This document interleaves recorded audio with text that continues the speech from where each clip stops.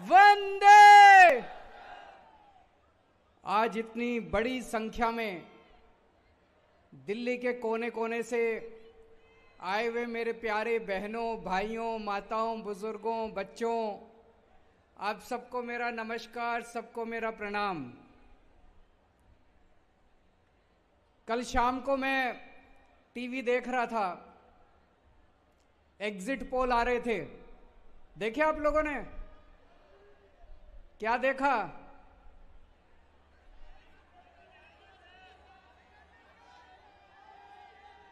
हरियाणा और जम्मू कश्मीर से भाजपा की डबल इंजन सरकारें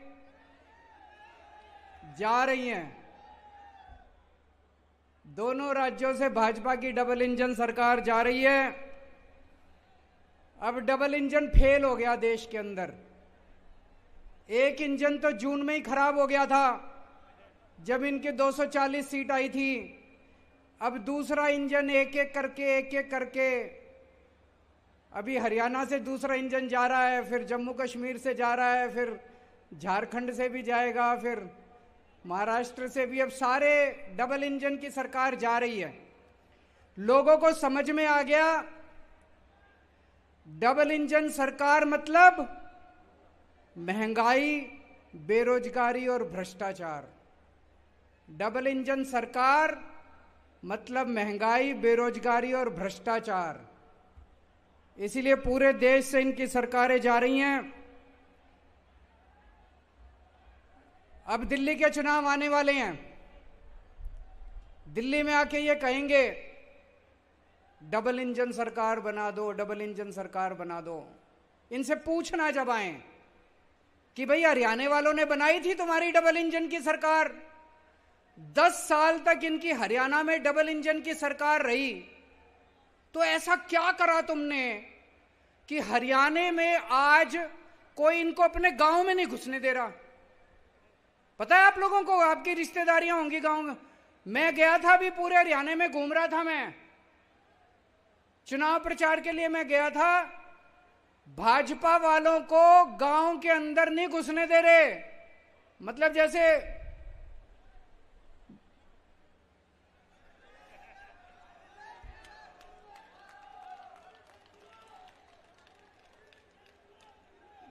धक्के मार मार के लोग मोहल्ले में नहीं घुसने दे रहे, गलियों में नहीं घुसने दे रहे, गांव में नहीं घुसने दे रहे। तो डबल इंजन की सरकार तुम्हारी हरियाणा में बनाई थी। ऐसा क्या कर दिया तुम लोगों ने कि हरियाणा वाले अब तुमको दुत्कार के भगा रहे हैं अपने अपने गांव से? उत्तर प्रदेश में 7 साल से डबल इंजन की सरकार है। कुछ तो गड़बड़ करी होगी तुमने कि आधी सीट रह गई तुम्हारी लोकसभा के अंदर उत्तर प्रदेश से। क्या गड़बड़ करी तुम्हारी डबल इंजन ने? मणिपुर में इनकी डबल इंजन की सरकार है। 7 साल से जल रहा है मणिपुर, पिछले 2 साल से जल रहा है। तो ऐसी डबल इंजन की सरकार चाहिए कि मणिपुर बना दे हर राज्य को? तो अगर ये आए आपके पास और कहें डबल इंजन की सरकार चाहिए, तो बोलना बिल्कुल नहीं बनानी डबल इंजन की सरकार। थक गया ये देश डबल इंजन की सरकार से। डबल इंजन का मतलब है डबल लूट, डबल भ्रष्टाचार। मोदी जी के एक दोस्त हैं, नाम पता है सब लोगों को? एक ही कहते हैं मोदी जी कहीं भी विदेश जाते हैं, उनके पीछे पीछे वो जाता है और उनके लिए ठेके इकट्ठे करके लाते हैं। देश में जितने काम है सारे उनको दे रहे हैं। केंद्र सरकार में जितने ठेके हैं सारे उसको मिलते हैं। कौन है? तो डबल इंजन की सरकार इसलिए चाहिए कि केंद्र के तो सारे ठेके दे दिए, अब राज्यों के ठेके भी देने हैं उनको, इसलिए इनको डबल इंजन की, डबल लूट की सरकार चाहिए इन लोगों को। अभी आएंगे आपके घर में, आएंगे चुनाव में और कहेंगे जो जो केजरीवाल ने किया वो सारा काम हम करेंगे। अभी कह रहे हैं, ये जा रहे हैं जगह जगह, जो जो केजरीवाल ने किया सारा काम हम करेंगे। तो उनको कहना फिर तुम्हारी क्या जरूरत है? केजरीवाल है ही हमारे सारे काम करने के लिए, फिर इनकी क्या जरूरत है? चलो इनको एक मौका देते हैं, इनसे ये पूछना केजरीवाल ने बिजली फ्री कर दी, आज इनकी 22 राज्यों में सरकारें हैं। इनसे पूछना, एक राज्य बता दो जहां तुमने बिजली फ्री करी हो। एक राज्य बता दो। गुजरात में, राजस्थान में, मध्य प्रदेश में, छत्तीसगढ़ में, उत्तर प्रदेश में, उत्तराखंड में कहीं इन्होंने बिजली फ्री करी हो? इनकी 22 राज्यों में सरकार है। हमने दिल्ली के अंदर गरीबों के लिए शिक्षा शानदार कर दी, सरकारी स्कूल अच्छे कर दिए। ये आए आपके पास और कहें हम केजरीवाल के सारे काम करेंगे। इनसे पूछना, कौन से राज्य के अंदर तुमने स्कूल ठीक करे? गुजरात में 30 साल से इनकी सरकार है, एक स्कूल दिखा दो। मैं गुजरात गया था प्रचार करने के लिए पिछली बार 2 साल पहले। एक स्कूल नहीं मिला जो इन्होंने ठीक करा। गरीबों की शिक्षा का सत्यानाश कर दिया इन लोगों ने। 22 राज्यों में इनकी सरकार है, एक काम बता दें, ये एक काम जो इन्होंने अच्छा काम करा हो 22 राज्यों के अंदर। मैं आज मोदी जी को कहना चाहता हूं, प्रधानमंत्री जी, अगली साल 17 सितंबर को आप 75 साल के हो जाओगे। अगली साल 17 सितंबर को आप रिटायर हो जाओगे। 1 साल और बचा आपका प्रधानमंत्री का।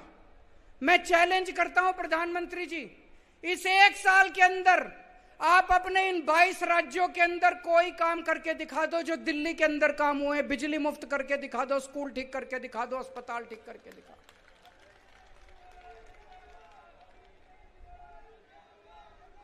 लोग ये कह रहे हैं 10 साल हो गए मोदी जी को राज करते करते, 10 साल में इन्होंने कुछ नहीं करा। जब ये रिटायर होंगे तो लोग सोचेंगे क्या करके गया, कुछ नहीं करके गया। आखिरी 1 साल में करके जाओगे तो लोग कहेंगे चलो 10 साल में कुछ नहीं किया, 11वें साल में तो कुछ करके गए। आज मैं मोदी जी को कहता हूं, चलो कुछ नहीं, एक ही काम कर दो। फरवरी में दिल्ली के चुनाव हैं, फरवरी के पहले इन 22 के 22 राज्यों में बिजली मुफ्त कर दो। दिल्ली के चुनाव में मोदी जी का प्रचार करूंगा मैं। इन 22 राज्यों के अंदर आप बिजली मुफ्त करके दिखा दो, जैसे दिल्ली में हमने दिल्ली के लोगों की बिजली मुफ्त करी है। आपका प्रचार केजरीवाल करेगा दिल्ली के अंदर। आज दिल्ली में कानून व्यवस्था, दोस्तों मैं आपसे ईमानदारी से पूछना चाह रहा हूं, चारों तरफ ऐसा माहौल हो रहा है, रोज गोलियां चल रही हैं दिल्ली में। बड़े बड़े गैंगस्टरों ने अपने ठिकाने बना लिए दिल्ली के अंदर।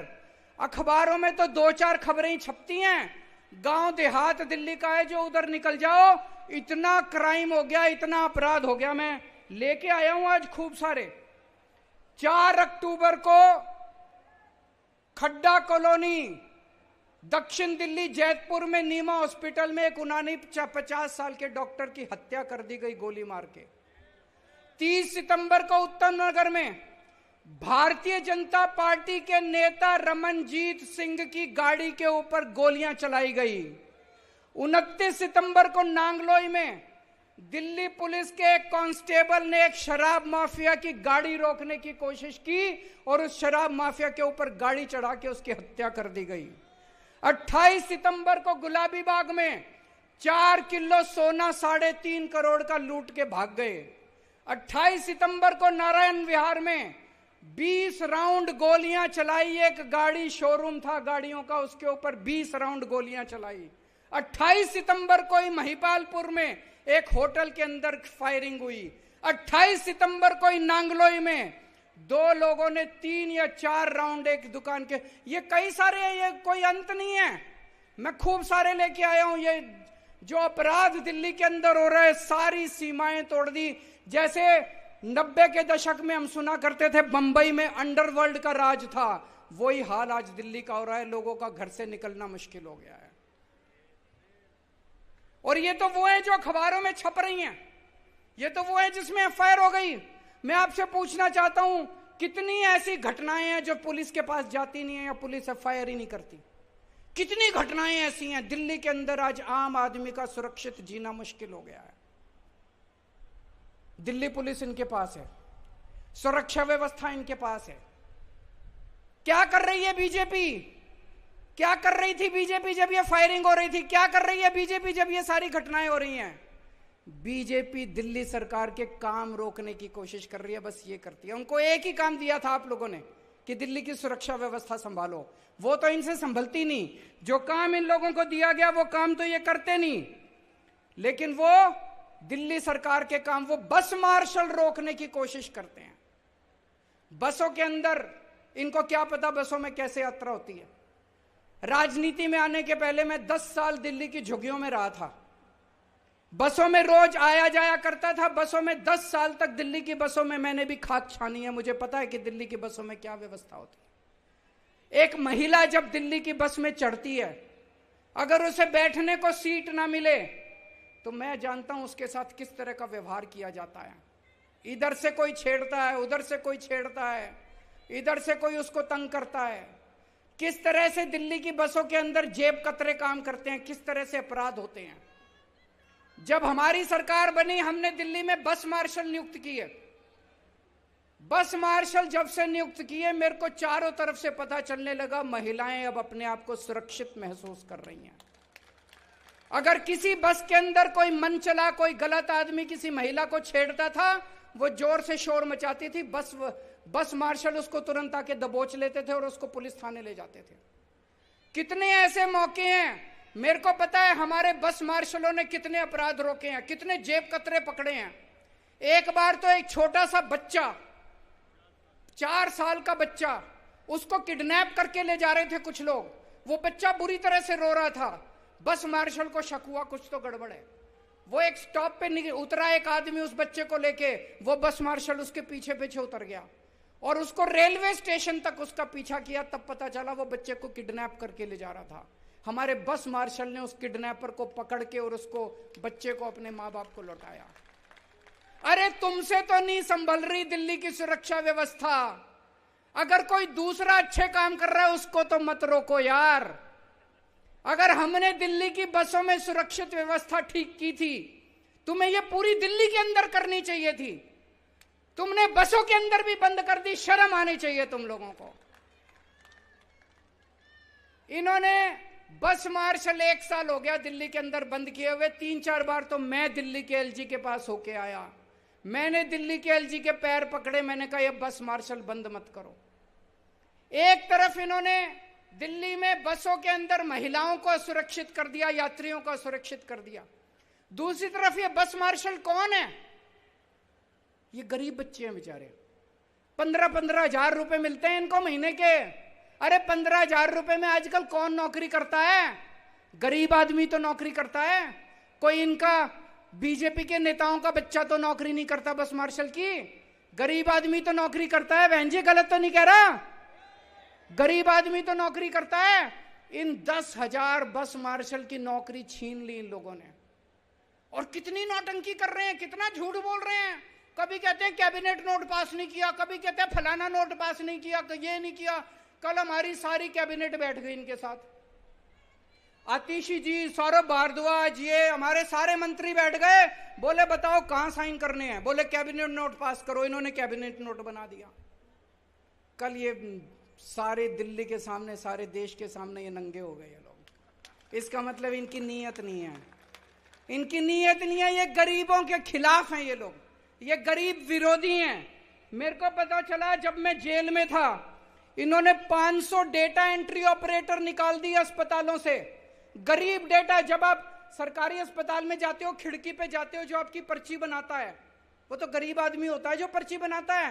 पर्ची बनाने वाले 500 आदमी निकाल दिए इन लोगों ने, बीजेपी वालों ने। 1000 आपके सीवर की सफाई करने वाली लेबर निकाल दी इन लोगों ने।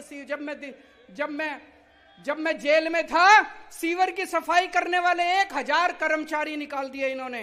इन्होंने अलग अलग विभागों से फेलोज निकाल दिए इन लोगों ने। इन्होंने 5000 होमगार्ड की तनख्वाह रोक रखी है 5 महीने से। इन्होंने वृद्धावस्था पेंशन रोक रखी है 5 महीने से। इन्होंने विडो पेंशन रोक रखी है, विधवा पेंशन रोक रखी है 6 महीने से। इन्होंने डीटीसी के जो पेंशनधारी हैं उनकी 8 महीने से पेंशन रोक रखी है। अरे शर्म कर लो यार। अरे भगवान से डरो तुम लोग। भगवान है इस दुनिया में, है कि नहीं है? कौन कौन मानता है भगवान है? अरे बहुत बुरा करेगा तुम लोगों का। इनकी हाय लगेगी। ये गरीब हैं सारे, ये कोई अमीर लोग नहीं है। इनकी तनख्वाह रोक ली, इनकी नौकरियां छीन ली, हाय लगेगी तुमको। तुमको लगता है ऐसे तुम दिल्ली जीतोगे? अरे कुछ अच्छे काम करो यार तुम। तुम्हारे पास इतनी बड़ी ताकत है, केंद्र सरकार में तुम्हारी सरकार है, इतना पैसा है, कुछ अच्छे काम करते। लेकिन अब चिंता मत करना, तुम्हारा केजरीवाल आ गया, सबकी तनख्वाह दिला दूंगा।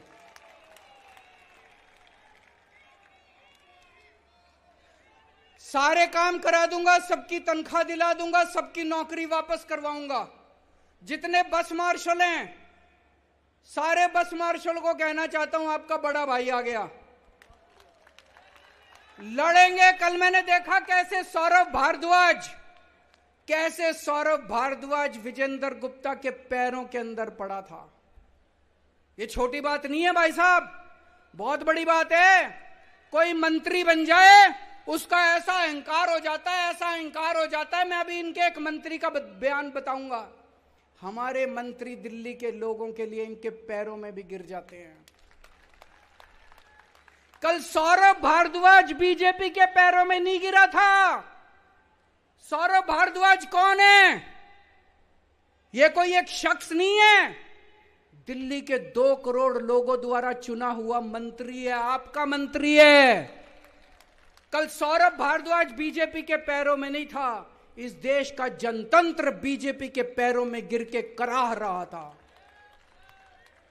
बड़ी शर्म आई, जिस पार्टी को 62 सीटें दी लोगों ने और जिस पार्टी को 8 सीटें दी, वो 62 सीटों वाली सरकार बीजेपी के पैरों में गिर के उनसे भीख मांग रही है, हमारे बस मार्शल्स को बचा लो।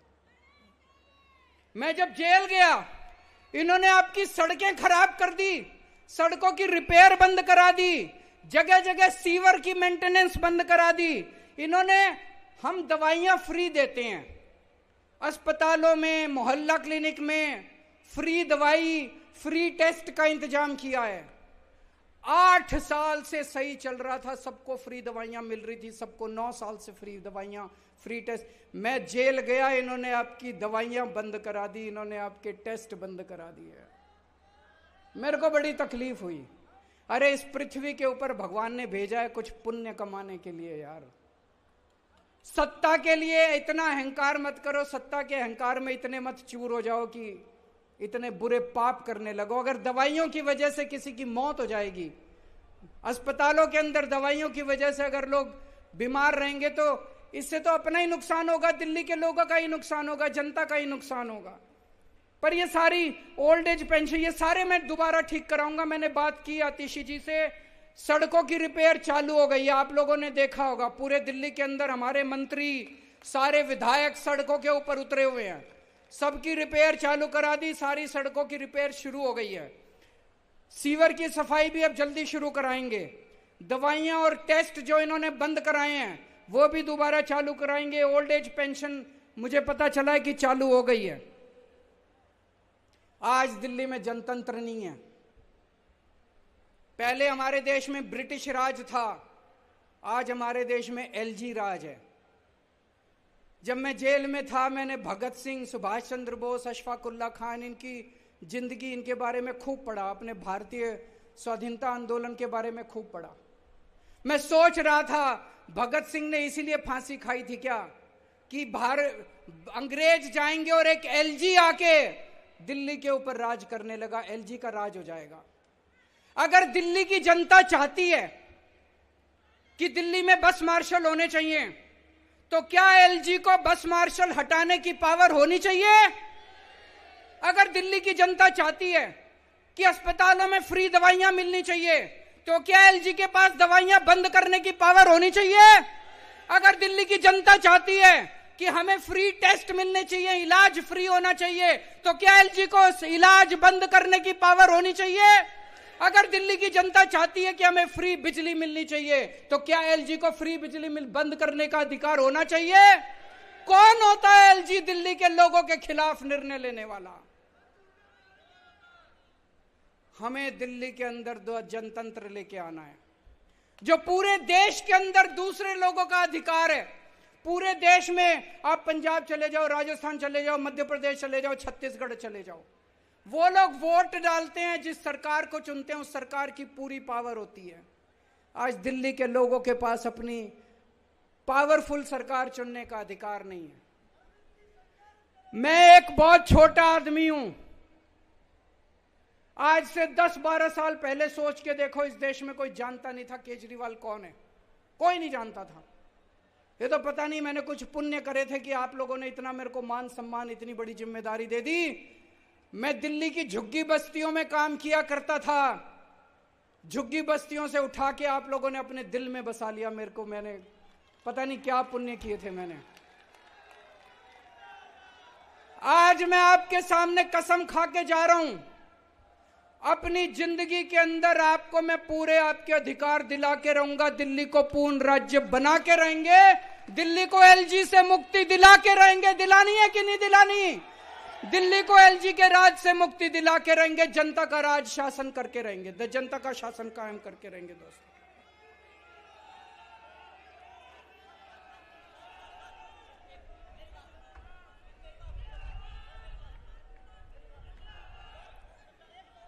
मैं आपके परिवार, कोई नहीं, मैं आपसे मिलूंगा, मिलके जाऊंगा। आप बैठ जाओ, सामने बैठ जाओ, आपसे मिलके जाऊंगा, चिंता ना करो। कोई मिलना चाह रहा है, मैं सबसे मिलता हूं भाई साहब, मैं किसी से मना नहीं करता। दोस्तों, मैंने अपने 2 करोड़ लोगों को परिवार माना है। आप सब मेरा परिवार हो। अब अगर आपके घर में महंगाई हो रही है बहुत ज्यादा, मोदी जी ने महंगाई कर दी, तो क्या मैं चुप बैठा रहूं? मेरे को कुछ करना चाहिए, नहीं करना चाहिए? मैंने आपकी बिजली फ्री कर दी, बताओ क्या कसूर करा? मैंने आपका पानी फ्री कर दिया, बताओ क्या कसूर करा? दिल्ली की सारी महिलाएं मेरे को अपना भाई मानती हैं। मैंने अपनी बहनों के लिए बस का किराया मुफ्त कर दिया, बताओ क्या गलत करा? दिल्ली के जितने बच्चे हैं उनको मैं अपना बच्चा मानता हूं, उनके लिए मैंने अच्छे स्कूलों का इंतजाम कर दिया, बताओ क्या गलत करा? मोदी जी कह रहे हैं फ्री की रेवड़ी दे रहा है, फ्री की रेवड़ी दे रहा है, फ्री की रेवड़ी दे रहा है, मुफ्त की रेवड़ी दे रहा है केजरीवाल, मुफ्त की रेवड़ी दे रहा है। मैं मोदी जी को कहना चाहता हूं, अगर गरीबों के बच्चों को अच्छी शिक्षा देना मुफ्त की रेवड़ी है, तो हां, केजरीवाल मुफ्त की रेवड़ी दे रहा है। अगर दिल्ली के लोगों को अच्छा इलाज देना मुफ्त की रेवड़ी है, हां, केजरीवाल मुफ्त की रेवड़ी दे रहा है। अगर दिल्ली के लोगों को महंगाई से छुटकारा दिलाना, बिजली की फ्री करना मुफ्त की रेवड़ी है, हां, केजरीवाल मुफ्त की रेवड़ी दे रहा है। आज मैं मुफ्त की रेवड़ियां लेके आया हूं। ये एक पैकेट है, इसमें 6 रेवड़ी हैं। आप जब यहां से जाओगे तो बाहर गेट पे आपको एक एक पैकेट मिलेगा, 6 रेवड़ी का। केजरीवाल ने 6 मुफ्त की रेवड़ी दी है दिल्ली के हर नागरिक को। ये 6, इसमें 6 मुफ्त की रेवड़ी है। कौन कौन सी है? पहली रेवड़ी मुफ्त बिजली, दूसरी रेवड़ी मुफ्त पानी, तीसरी रेवड़ी बुजुर्गों के लिए मुफ्त तीर्थ यात्रा, चौथी रेवड़ी महिलाओं के लिए मुफ्त बस यात्रा, 5वीं रेवड़ी सबके लिए फ्री और शानदार शिक्षा, 6ठी रेवड़ी सबके लिए मुफ्त और अच्छा इलाज। ये 6 रेवड़ी दे रहा हूं, 7वीं रेवड़ी आने वाली है, हर महिला को 1000-1000 रुपए उनके बैंक अकाउंट में।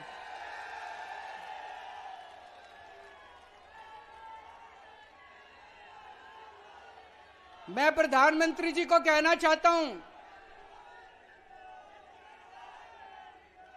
ये 6 रेवड़ी हैं और 7वीं रेवड़ी आने वाली है। आपको ये पैकेट मिलेगा। ये रेवड़ी जो है, इसमें चीनी से बनती है रेवड़ी। ये चीनी तो जनता की है। इसमें जो तिल है वो तिल भी जनता का है। इसमें जो घी लगा वो घी भी जनता का है। इसमें जो इलायची डली, इलायची भी जनता की है। मैं तो हलवाई हूं, मैंने ये सारा मिला के जनता की रेवड़ी बना के आपको दे दी।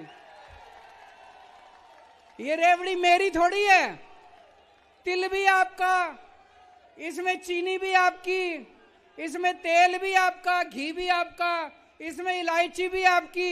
ये रेवड़ी जनता का, ये तो भगवान का प्रसाद है। आज आप ये लेके जाओगे, जब ये पैकेट आपको यहां पे मिलेंगे, जब घर मिल गए सबको, ये पैकेट आप घर में ले जाके, आपके घर में पूजा घर होगा, वो है कि नहीं है? इसको जेब में डाल लेना, अभी खाना नहीं। घर में जाके पूजा घर में रख के पूजा करके इसकी भगवान के सामने, ये प्रसाद है, ये प्रसाद है, ये प्रसाद है। इस प्रसाद को पूजा घर में रख के इसका प्रसाद चढ़ा के फिर सबको बांट देना, घर के अंदर एक एक सबको बांट देना। मैं मोदी जी को कहना चाहता हूं, जनता से तिल इकट्ठा करके, घी इकट्ठा करके, चीनी इकट्ठी करके, गुड़ इकट्ठा करके मैंने रेवड़ी बना के जनता में बांट दी, प्रसाद बांट दिया। मोदी जी, आपने तो सारी की सारी मिठाई की दुकान उठा के अपने दोस्त को दे दी। आपने तो पूरी की पूरी मिठाई की दुकान उठा के अपने दोस्त को दे दी। ये गलत है। मेरा कसूर यह है, दिल्ली की एक भी रेवड़ी मैंने मोदी जी के दोस्त को नहीं लेने दी, एक भी रेवड़ी, सारी रेवड़ी मैंने आप लोगों को बांट दी।